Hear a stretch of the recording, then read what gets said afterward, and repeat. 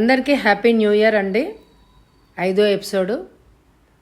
ఏ దేవత అయినా కరుణించి నన్ను అమాంతంగా ఈ పీడల నుంచి విముక్తురాల్ని చేయరాదు. నేను కూడా ఒక పక్షిలాగా మారిపోతే ఎంత బాగుండు. వంటిట్లోంచి తల్లి దుమదుమ తారాస్థాయి స్వరంతో వినిపిస్తోంది. మగాళ్ళు అనేక రకాలు ఉంటారు. ఆడదానికి గుట్టు మట్టు ఉండాలి. అన్నీ చెప్తే మగాళ్ళు ఇలాగే ఇంటిని నరకం చేసేస్తారు. ఆ మాత్రం తెలీదా? లోకమందరికీ పాఠాలు చెప్పడం గొప్ప కాదు, మన మట్టుకు మనం ఎలా బ్రతుకుతున్నాం అన్నది ముఖ్యం. ఆ దెయ్యమ్ములన్న బిడ్డ ఊరు పాలయ్యాడు. నేనెప్పుడు అంటూనే ఉన్నాను, ఇదెప్పుడు ఇంటికి అరిష్టమే అని. ఆ మాట వినలేక బయటికి వెళ్ళిపోయింది కల్పకం. అయినా తల్లి అమ్మమ్మ మాటలు వినిపిస్తూనే ఉన్నాయి. అందుకే ఏ వయసుకి ఎక్కడుండాల్సిన వాళ్ళు అక్కడ ఉండాలి అంటారు. పెళ్లి కుమారుడు సిద్ధంగానే ఉన్నాడమ్మా. మరి నాన్నగారు తెలివి ఉంటే మా మరిది గంగాధరానికి చేసేయచ్చు కదా ఈ కల్పకాన్ని. పైసా ఇవ్వక్కర్లేదు, వాళ్లే ఎదురు నగలు అవి పెడతారు. ఇవన్నీ ముందు గదిలో ఉన్న పాపారావుకు వినపడుతూనే ఉన్నాయి. లేచి తుఫాన్ లాగా లోపలికి వెళ్ళాడు. నోరు ముయ్యండిక. స్టూడెంట్స్ కూర్చుని ఉన్నారు ఎదుట. అన్నీ వింటున్నారనే జ్ఞానం కూడా లేదు. ఏంటే సుందరి వాగుతున్నావు? ఆ గంగాధరం గారి పేరెత్తితే వాళ్ళని చెప్పుచ్చు కొడతాను, జాగ్రత్త. తోక తెగిన నక్క సామెతలాగా తయారైంది నీ సంగతి. నీ భర్త సుగుణాలతో మా కొంప సగం నాశనమైంది. చాలదా? కల్పకాన్ లాంటి గుణవంతురాల కోసం ఎవరో బంగారపు పూలతో పూజ చేస్తూ ఉంటాడు దైవాన్ని. తానే వెతుక్కుంటూ వస్తాడు. చూస్తూ ఉండండి. మీరెవ్వరూ ఏ అసమర్థుడి సంబంధము నాకు తెచ్చి చెప్పక్కర్లేదు. చివాట్లు విసిరాక వెళ్ళినంత వేగంగానూ వచ్చాడు మళ్ళీ విద్యార్థుల వద్దకు. ఆ గదిలోనే నెమ్మదిగా పాఠాలు చెప్తున్న కల్పకం హృదయం ఆర్తితో నిండిపోయింది. ఏంటో ఎంత బుద్ధిమంతురాలో. ఆటంకాలు వస్తున్నా త్రోసుకు తిరుగుతోంది. ఏం చెయ్యాలి కల్పకం కోసం? విశాల, కల్పకం, శాంత మెల్లగా మధ్య మధ్య మాట్లాడుకుంటున్న మాటలు కూడా వినవస్తున్నాయి. వేరే ఎక్కడైనా గదులు తీసుకొని మనం ట్యూషన్ నడుపుకున్న అల్లరి వాళ్ళు అక్కడికి మాత్రం రారనే గ్యారంటీ ఏంటి అని అంటోంది శాంత. నిజమే, అదిగాక టీచర్ గారికి అద్దె పోని ఇంకా మిగిలేదేంటి? మనమందరం ఇచ్చేదే చాలా తక్కువ. పోనీ మా ఇంట్లో పెట్టుకుందామంటే మాకు ఇల్లు మాకే సరిపోతుంది అంది విశాలాక్షి. అంతలో ఏదో జ్ఞాపకం వచ్చినట్టుగా, టీచర్ ఇప్పుడే 10 నిమిషాలు వచ్చేస్తాను ఉండండి అంది శాంత లేచి. ఎందుకు? మీ ఇంటి నుంచి కాఫీలు అవి వద్దు మాకు. మీ అమ్మగారిని శ్రమ పెట్టకు, కూర్చో, పాఠం చదువు అన్నది కల్పకం కంగారుగా. పాపారావుకు అప్పుడు జ్ఞాపకం వచ్చింది. వంటిట్లోకి కాస్త కాఫీ కోసం వచ్చిన కల్పకాన్ని అందరూ తలోమాట అనడమే కాకుండా ఆమెను గుక్కడు కాఫీ నీళ్లు కూడా తాగనివ్వలేదని. సుందరి కొంచెం ఇలారా అని కోపంగా కేకలు పెట్టేసరికి కొంతసేపటికి పని మనిషి వచ్చింది. ఒక్క గ్లాసు కాఫీ ఇలాతే తడుముకోకుండా సమాధానం చెప్పింది ఆమె. అయిపోయిందండి. ఓ, నీకు ఈ ఇంటి లక్షణాలు బాగానే వంటబట్టాయే. అయిపోతే చేసి తీసుకురా, మళ్ళీ పో నా ఎదుట నుంచి. మళ్ళీ ఇటువంటి సమాధానం ఎప్పుడైనా చెప్పావంటే నరికేస్తా. ఆమె ఇబ్బందిగా చూస్తూ లోపలికి వెళ్ళిపోయింది. నిమిషాల్లో లక్ష్మి తెచ్చి కాఫీ గ్లాస్ ఇచ్చింది. పని మనిషిని కసురుకుంటే అది పని చేస్తుందా నాన్న? మన చిరాకు దాని మీద చూపిస్తావా? అవును, అది మానేస్తుంది. మీ అక్క అయితే పడుంటుందా? అదెక్కడికి పోదు కనుక మీ అందరికీ అలుసు కదా. మీ అవసరాలన్నీ తీరుస్తోంది. మీ అందరి అవసరాలు తీరుస్తోంది మీ అక్క సంపాదనే అని తెలుసా? ఏ, నీకేం పనులున్నాయి? అంత శ్రమ పడుతున్న అక్క అవసరాలు చూస్తుంటే నీ సొమ్మేం పోతుంది? ఆ మాత్రం ఇంగితం లేదా నీకు? లక్ష్మి ఏడుస్తూ వెళ్ళిపోయింది. కల్పకం దీనంగా చూసింది. ఈ గొడవలతో అక్కడున్న పిల్లలు రేపొస్తామంటూ వెళ్ళిపోయారు. ఆ రోజు స్కూల్లో ఉద్యోగం గురించి చెప్పారు కదా నాన్న మీరు, నేను అందులో చేరతాను. పాపారావు విసుగ్గా అన్నాడు. ఆ రోజు ఈ మూర్ఖులందరి గురించి నువ్వు దాన్ని కాదన్నావు. ఈరోజు ఖాళీలు ఉంటాయా? అప్పుడే భర్తీ అయిపోయి ఉంటుంది. ఈసారి అవకాశం వస్తే ఏదైనా చూస్తాలే అన్నాడు. దుఃఖంతో పాటు స్థిర నిశ్చయం కూడా ధ్వనించింది కల్పకం కంఠంలో. ఇంతలో శాంత మళ్ళీ వచ్చింది. శాంత ఒక చిన్న కాగితం తెచ్చి పాపారావుకి ఇచ్చింది. అతడు అది చదివి విస్మయాన్ని ప్రకటిస్తూ ఈ ఉత్తరాన్ని కల్పకానికి ఇచ్చాడు.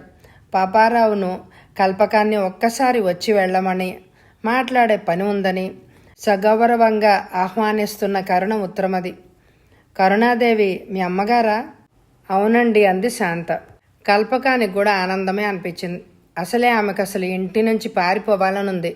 కొంతసేపైనా విముక్తి కలుగుతుంది అక్కడికి వెళ్ళడం వల్ల. కరుణాదేవి గారు చక్కగా మాట్లాడతారు అని లోలోన అనుకుంది. వెళ్దాం నాన్న, పని మాత్రం ఏముంది గనక అంది కల్పకం. ఎందుకు పిలిచారమ్మా, నీకేమైనా తెలుసా అని అడిగాడు పాపారావు సాలోచనగా చూస్తూ. తెలీదండి. పాపారావు కొంత భయమేసింది, ఎందుకంటే వాళ్ళ అబ్బాయి గురించి ఏమన్నా చెప్తుందేమో అని. కానీ వెళ్తే తెలుస్తుంది కదా అని కల్పకం అనడంతో ఇంకా బయలుదేరారు వాళ్ళిద్దరూ. నమస్కారం అండి, మా శాంత ఈ ట్యూషన్లో చేరిన నెల్లాళ్ల నుంచే మీ గురించి చెప్తోంది అంటున్న కరుణాదేవి నిరాడంబర తత్వానికి ముగ్ధుడైన పాపారావు కొంతసేపు మాటలే కరువయ్యాయి. ఎంత మాట అండి, మా వంటి వారిపై సదభిప్రాయం కలగడం మా అదృష్టం అన్నాడు వినయంగా. శాంత వలన తెలుస్తోంది, కానీ శాంతకు అక్కడ రావడానికి కొన్ని ఇబ్బందులున్నాయి. పాపారావు ముఖం సిగ్గుతో కుచించుకుపోయింది. అతడి అంతరంగాన్ని చదివినట్లే అంది కరుణ. బాధపడొద్దు మాస్టారు, అందరికీ ఏవో కష్టాలు ఉంటూనే ఉన్నాయి. ఎవరి కుటుంబ స్థితిగతులు వాళ్లకుంటాయి. రాబడిలో సగం అద్దెకే పోతుంది కదా, పోనీ ఎక్కడైనా ఇల్లు తీసుకుంటే. నేను ఉభయతారకమైన విషయం మీకు చెప్తాను, అది మీకు ఉపయోగం, నాకు కూడా నిశ్చింత. చెప్పండి, దాందేముంది అంది కల్పక మాత్రంగా. నాకు ఎటు మేడ చాలా పెద్దదిగా ఉంది. ఈ పైన గదులన్నీ నిరర్ధకంగా ఉన్నాయి. మీరు అనుమతిస్తే కల్పకం విద్యార్థులను ఇక్కడికి రప్పించి ఇక్కడ చదువులు చెప్పుకోవచ్చు. రోజంతా కూడా చెప్పచ్చు. ఇష్టప్రకారం ఎంతసేపు అయినా ఉండొచ్చు. నాకు అద్దె అక్కర్లేదు, నియమాలు కూడా ఏమీ లేవు. ఇల్లు సందడిగా ఉండడమే నాకు కావాలి. అయితే అందులో నా స్వార్థం కొంచెం లేకపోలేదు. తండ్రి కూతుర్లు మొహాలు చూసుకున్నారు. కరుణాదేవి వివరించింది ఇలాగా. అందరూ చదువుకునే చోట రవి కూడా కూర్చుంటాడు. అతడు కూడా విని గ్రహించగలుగుతాడు. నలుగురిని చూస్తూ మాట్లాడుతూ కొంత తన చికాకును విస్మరించే అవకాశం కూడా ఉంది. కల్పకం వంటి మనస్థైర్యం గల అమ్మాయి నా ఎదుటుంటే నాకు కూడా కొంత స్థిమితంగా ఉంటుంది.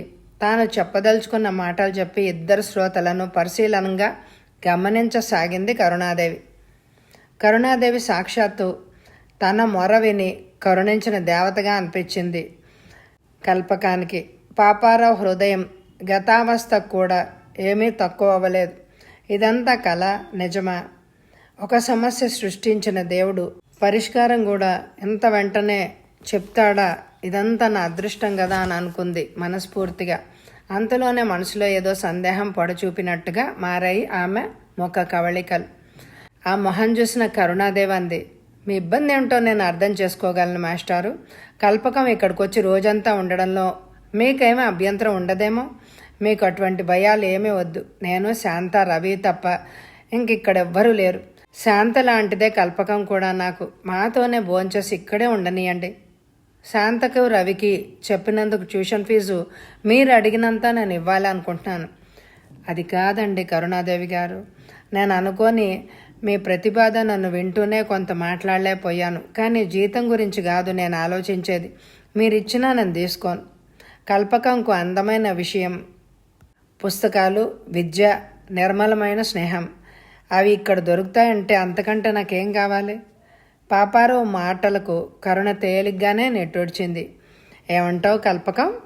కల్పకం కరుణ వైపు చూసి, ఆ చూపులో భాష కందని భావాలున్నాయి. మీకు శాంత నా ఇబ్బందులన్నీ వివరించి ఉంటుంది. వాటి నుండి విముక్తి కలిగించడానికి మీ పెద్ద మనసు ఈ దారిని సూచించింది. ఇది నా వరకు వరప్రసాదం. వచ్చిన అవకాశాన్ని పోగొట్టుకోను. దేవత వరమిచ్చినట్టు మీరు చేసిన ఏర్పాటే నాకు అక్షర లక్షలతో సమానం. రవి కోసం నేను చేయగలిగింది సొంత అక్కలా చేస్తాను. మీరు, నేను మీకు శాంతతో సమానం అన్నారు కాబట్టి ఆ గౌరవాన్ని నిలుపుకుంటానండి. ఇక జీతం అనేదేమీ వద్దు. మీరిచ్చినా కూడా నేను తీసుకోను. కల్పకం హృదయం గాల్లో తేలిపోతోంది. ఆమె ఊహించని మలుపు. జీవితంలో ఉన్న ఆధారం ఒక్కసారిగా పోయి మళ్ళా వరప్రధానంగా దక్కినట్టు అనిపించింది. భయంతో కొట్టుమిట్టాడుతున్న వేళ అవకాశం ఆకాశం నుంచి అమృత వర్షం వల్లే వచ్చింది అని అనుకుంది ఆమె. చాలా సంతోషంగా ఉంది. ఏమైనా సరే ఎవరు ఏమన్నా ఈ అమూల్యమైన అవకాశాన్ని ఇక తెలివి తక్కువగా వదులుకోదలుచుకోలేదు.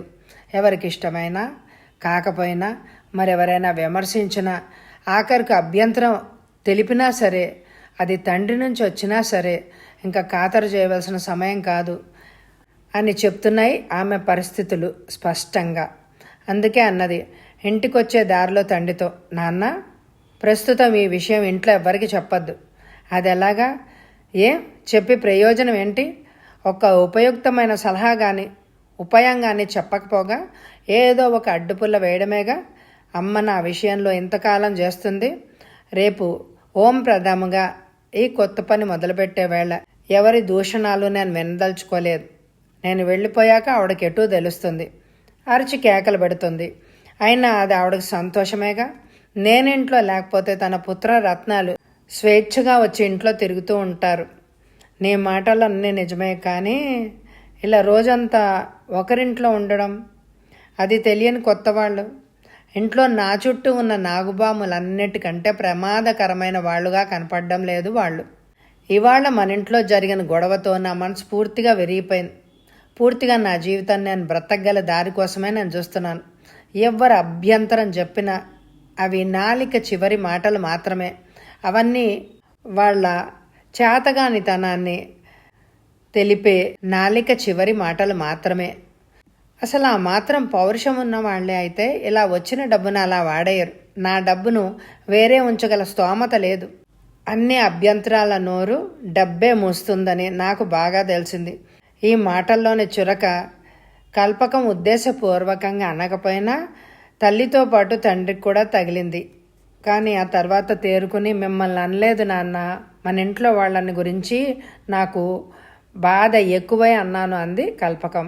ఆయన అర్థం చేసుకున్నారు. సరే అమ్మా, నీ ఇష్టం వచ్చినట్టే చేద్దాం అన్నారు ఆయన. ఏ దేవుడైనా కరుణించి నిన్నొక ఇంటిదాన్ని చేస్తే నాకు అంతకంటే ఇంకే నిశ్చింత లేదు అన్నాడు. అతి సాధారణంగా కనిపెట్టే విషయాల్లో కూడా ఏదో ఒకటి అనూహ్యమైన సమస్య తలెత్తడం కొందరి జీవితాల్లో కూడా శాపమే అనుకుంది తనలో తాను కల్పకం. ఆ ఉదయం ఎప్పటికంటే పెందలాడే లేచేసింది. తన పనులన్నీ త్వరగా ముగించుకుంది. బయలుదేరింది. తండ్రి ఆశీర్వాదం తీసుకుంది. అక్కడికి వెళ్ళింది. ఆమె కోసమే ఎదురు చూస్తున్నట్లు రవి గది కిటికీ వద్దనే కూర్చుని ఆనందంగా గుడ్ మార్నింగ్ టీచర్ అని అనడం విని ఆశ్చర్యంగా చూసింది. గుడ్ మార్నింగ్ రవి అన్నది గేట్పై చెయ్యేస్తూ. అంతలోనే పని మనిషి గేట్ తెరిచింది. ఆవరణలోనే తిరుగాడుతున్న శాంత కూడా పరుగునొచ్చింది. చాలా త్వరగా వచ్చారండి అన్నది. అవును మరి, ఉదయం వేళ చదివిన పాఠాలు బాగా గుర్తుంటాయి. మీరంతా రేపటి నుంచి ఈ సమయానికే సిద్ధంగా ఉండాలి. అలాగేనండి. ఆవరణలో ఓ పక్కగా తులసి పూజ చేసుకుంటున్న కరుణాదేవిని చూసింది. కల్పకం ఆమెకు మౌనంగా నమస్కరించి తాను రవి గదిలోకి నడిచింది. రవి కూడా శాంతలాగే అడిగాడు, మీరు ఇంత పెందరాళ్లే వచ్చేస్తారని అనుకోలేదు. ఇక అయితే నాకు ఉదయం నుండి మీరు మాట్లాడుతుంటే చిరాకే ఉండదు. అంతా ఎవరి పనుల్లో వాళ్ళు ఉంటే నేను ఇలా ఒక్కడినే ఉండిపోతాను ఇన్నాళ్ళు. ఇంకా బాధ లేదు. సరే, నేను వచ్చాను కదా, ఇంకేముండదు. ఇంకా చాలామంది వస్తారు, అమ్మాయిలు అబ్బాయిలు. రోజంతా నీతోనే ఉంటారు చాలామంది. కొందరు కొంతసేపు ఉంటారు. రవి వదనంలో కల్పకం ఆశించిన మార్పు కనపడలేదు, ఆనందము కనపడలేదు.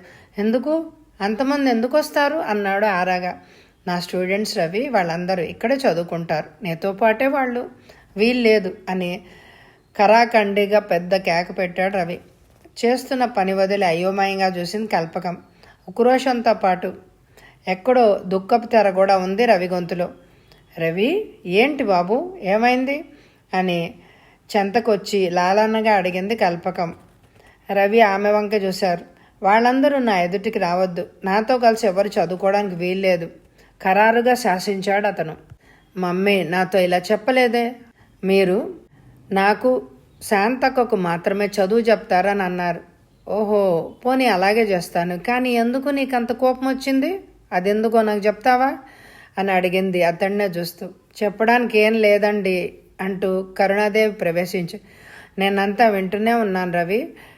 నీకోసం టీచర్ గారు ఎదుట కూడానా ఇలా చేయడం అన్నది కుమారుని మందలిస్తూ. కానీ కల్పకం ఆమెను కళ్ళతోటే వారించి, పర్వాలేదండి నేను రవి శాంతలకు ఇక్కడ రవికి ఇష్టమైనంతసేపు చెప్తాను. మిగిలిన టైంలోనే బయట స్టూడెంట్స్ని రమ్మంటాను. వాళ్ళు కింద వరండాలోనే ఎక్కడో మీరెక్కడ ఏర్పాటు చేస్తే అక్కడ చదువుకుంటారు. కల్పకం ఉద్దేశం ఏంటో తర్వాత తెలుస్తుంది కనుక ప్రస్తుతానికి రవితో మరి తర్కించలేదు కరుణ. వంట అందరికీ కాఫీ పలహారాలు తెచ్చిచ్చింది. తీసుకోండి, పనులు పాటలు తర్వాత, రండి కూర్చోండి అన్నది శాంత పలహారాలు టేబుల్పై సర్దుతూ. థ్యాంక్స్, మీరంతా కానివ్వండి, నేను రవికి తినిపించిన తర్వాత తింటాను అన్నది కల్పకం. రవి పడుతున్న అవస్థను గమనిస్తూ అతడు మెల్లగా ఎడమ చేత్తో తింటున్నాడు. నాకెందుకు సహాయం అక్కర్లేదు టీచర్, ఇలా ఎడం చేత్తో పనులు అయిపోతుంటాయి. ఓహో, తన ప్లేట్ కూడా అక్కడికి తెచ్చి రవి ఎదురుగా కూర్చొని తింటూ వినసాగింది కల్పకం. మధ్య మధ్యలో కరుణ కూడా ఒక్కో మాట కలుపుతోంది. ఓ పావుగంట అనంతరం కరుణ లేచింది. నేను కిందకి వెళ్తున్నాను కల్పకం. నేను వస్తానండి అని కల్పకం ఆమె వెంట నడిచింది. రవి అలా ఆటంకం చెప్తాడు అని అనుకోలేదు నేను. నీకు ఇలా విడిగా చిప్పుకోవడము, మేడ మీదకి కిందకి తిరగడం ఇబ్బందేమో అన్నది కరుణ కొంత బాధపడుతూ. లేదండి, మెల్లమెల్లగా రవిలో నా చిరాకు తగ్గించేందుకు ప్రయత్నించాలి. అదంతా నేను చూసుకుంటానండి, మీరేం బాధపడద్దు. మెల్లమెల్లగా రవిలో నా చిరాకు తగ్గించేందుకు మనమే ప్రయత్నం చేయాలి. సరేలే, నాకంటే నీకే బాగా తెలుస్తాయి అవన్నీ. మరి కింద హాల్లో కుర్చీలు బల్లలు వేయించనా ఆ వచ్చే విద్యార్థుల కోసం? 2 క్షణాలు ఆలోచించింది కల్పకం. వద్దండి, వరండాలోనూ బయట ఆవరణలోనూ సర్దుకుంటానులేండి. మీరు ఏర్పాట్ల కోసం హైరాణ పడొద్దు. అదేంటి? నా అభిప్రాయము, నేను వాళ్ళకి చెప్పే చదువు రవి వినాలని. ఎటు వింటాడు. రాను రాను బయట పిల్లలతో తాను కూడా కలిసి చదవడానికి ఇష్టపడవచ్చు. అందుకే రవి అతడి గది కిటికీలోనికి కనిపించే విధంగా నేను పిల్లలను చెట్ల కింద కూర్చోబెట్టి చదివి చెప్తాను. కరుణ వదనంలో ఆమోదం కనపడింది. అభిప్రాయం బాగానే ఉంది. ఆ పైన వాడి అదృష్టం నా అదృష్టం. కిందకి వెళ్ళిపోతూ మళ్ళీ ఆగాంది కరుణ. నీకే సమయానికి ఏం అవసరమైనా నిస్సంకోచంగా చెప్పు కల్పకం. వంట ఎప్పుడు వంటిట్లో ఉంటుంది. మరోసారి చెప్తున్నాను, నీ భోజనం అన్నీ ఇక్కడే, సంకోచమేమొద్దు చెప్పి మెట్లు దిగి వెళ్ళిపోతున్న కరుణకు మనసులోనే కోటి నమస్కారాలు అర్పించింది కల్పకం. తిరిగొచ్చి రవి గదిలో కూర్చుంది. రవి, ఈరోజు మనం హాయిగా కబుర్లతో గడిపేద్దాం. నువ్వు మాట్లాడుతూ ఉండు, నేనేమో నీ గది సర్దుతూ వింటానే. ఏం మాట్లాడినండి? చాలా మాట్లాడవచ్చు. నీ స్నేహితులు, నీ సరదాలు, నువ్వు తిరిగి చూసిన ఊళ్ళు, అక్కడి ప్రజలు, భాష, అలవాట్లు, ఇలా అవన్నీ చెప్తున్నాడు రవి. ఆమె మొత్తానికి రవి రూమ్ అంతా సర్దుతూ వినేసింది. ఆ బీరువాలో నా సర్టిఫికెట్స్, మార్క్స్ లిస్టు అన్నీ ఉన్నాయి చూడండి, తర్వాత చూస్తాలే, నువ్వు చెప్పు అంది. రవి మాటలాగడంతో కల్పకం బీరువా సర్దడం ఆపి చూసింది. కాళ్ళు సవరించుకుంటూ ఎడమ చేతిలో దుఃఖం కోపం పోటీ పడుతున్నాయి ఆ వదనంలో. గమనించినట్లే కల్పకం మళ్ళీ తన పనులు చేసుకుంది. చెప్పు రవి, నా కాలు చెయ్యి ఇలాగయ్యాక నాకు సైన్స్ మీద ప్రేమగా ఉంది టీచర్. ఈ సైన్స్ ఆనాటికి ఆనాడు అభివృద్ధి కావడం వల్లనేగా నాలాంటి వాళ్ళు ఇలా అవిటి వాళ్ళైనా ఈ రేడియోలు టెలివిజన్లోనైనా కాలక్షేపం చేయడం, పని చేయని కాళ్ళు చేతులు క్రమంగా కొందరికైనా బాగవడం. నిజం రవి, నీకు ఇప్పుడు ఒక పెద్ద సైంటిస్ట్ అవ్వాలనుంది కదూ? ఉంటే ఏం లాభం లేండి, ఒక మూలన పడిలాగా. బీర్వా మూసి వచ్చి రవి దగ్గరగా కూర్చుంది కల్పకం. రవి, నీకు ఈ మేడ మీద గది ఎందుకు చెప్పు? ఏ అలా అంటున్నారు? కింద గదిలో అయితే అప్పుడప్పుడు అలా చక్రాల కుర్చీలో బయట తిరిగే వీలుంటుంది. ప్రాణానికి కూడా హాయిగా ఉంటుంది కూడా. అదొక పీడగా తయారవుతుంది. ఇటుపక్క మేడవాళ్ళు, అటుపక్క మేడవాళ్ళు, ఎదుటివాళ్ళు అందరూ నా కుంటితనాన్ని చూసి నవ్వుకుంటారు, అసహించుకుంటారు. ఆవేశంగా పలికిన రవిని కన్నార్పకుండా చూసింది కల్పకం కొంతసేపు. ఓ అందుక అందరూ కలిసి నా పేరు కుంటాడు అని పెడతారు, అలాగే మాట్లాడుకుంటారు. ఎవ్వరికి నా సంగతి తెలియకూడదు. కల్పకం మాట్లాడలేదు. అతడు హృదయంలో గల స్థితిని లోపల అంచనా వేసింది. రవి తన ధోరణిని సాగిస్తూనే ఉన్నాడు. ఎందరు స్నేహితులు ఉండేవారు నాకు, కానీ నాకు ఇలా జరిగింది. అందుకే నా మీద నాకే అసహ్యం కలిగి ఇక్కడ ఎవ్వరికీ అడ్రస్ ఇవ్వలేదు. ఎవరిని నా స్నేహితులుగా అనుకోవడం లేదు. ఎవరి ఉత్తరాలు నేను రావాలి అని అనుకోవట్లేదు అన్నాడు గంభీరంగా. అతడి తల మీద చెయ్యేసి, అసలు నిజమైన స్నేహం దొరకడమే కష్టం. నువ్వు అసలు ఈ కాళ్ళు చేతుల గురించి పట్టించుకోకుండా వాళ్ళతోటి ఉత్తర ప్రత్యుత్తరాలు జరిపితే ఇంకా బాగుండేమో. రవి ఆశ్చర్యంగా చూశాడు. మీరన్నీ చాలా అందంగా ఆలోచిస్తారే. సంభాషణకి అంతరాయం కలిగింది. రవి స్నానం కోసం నియమించిన వ్యక్తి వచ్చాడు. రవి, నీ పనులు కానీ, నేను కిందకెళ్తున్నాను. కింద విద్యార్థినులు ఒక్కొక్కరే వస్తున్నారు. ఈ మార్పు సంగతి చెప్పి మళ్ళా మానుకున్న వారిని తిరిగి రావడానికి కొందరు విద్యార్థులు వెళ్ళారు. ఈ బిల్డింగ్లో అద్దె చాలా ఉంటుందేమో అని ఒకరంటే, ఏం లేదు అని ఇంకొకరు అన్నారు. మొత్తానికి కింద ట్యూషన్స్ ప్రారంభం అయ్యాయి. ఏమైనా ఇక్కడ చదువుకోవడం బాగుంది టీచర్. ఇక్కడ ఇలా ఉన్నప్పుడు మీరు ఇంకా ఎక్కువ మంది విద్యార్థులను ఎందుకు చేర్చుకోకూడదు అని అనుకుంది తనలో తానే. అందరిలోకి ఆ విషయం మీద ఎక్కువ సంతోషంగా ఉంది శాంత కూడా. అందరూ ఇక్కడికే వస్తే తనకే హాయి అనుకుంది ఆ అమ్మాయి. మధ్యాహ్నం అయింది. భోజనం రవికి కరుణ పైకి తీసుకెళ్లి తినిపించింది. తర్వాత శాంత, కరుణ కల్పకం భోజనం చేశారు. ఇదేంటి కల్పకం, అస్సలు సరిగ్గా తినడం లేదే అంది కరుణ. సీతమ్మ, ఇంకొంచెం ఆ కూర వడ్డించు అమ్మాయి గారికి. అలాగే అంటుంది కానీ మరికొంత వడ్డించు అని కరుణ అతి జాగ్రత్తగా తన అవసరాలని కనుక్కుంటూ ఉంటే కల్పకం హృదయంలో చిత్రమైన భావాలు చెలరేగాయి. ఏనాడు ఇంత నిర్మలంగా నిశ్చింతగా తాను భోజనం చేయడం కానీ, ఇలా ఆప్యాయంగా ఎవరైనా పెట్టడం కానీ ఎరగదు. ఏంటి ఆలోచిస్తున్నారు టీచర్ అన్నది శాంత భోజనాలు ముగించాక. ఏం లేదమ్మా, నీ మంచితనం గురించి. శాంత ముఖం వికసించింది. ఉపాధ్యాయుని నుండి ప్రశంసలు లభించడం మాటలా. మళ్ళీ సాయంత్రం వస్తారు స్టూడెంట్స్.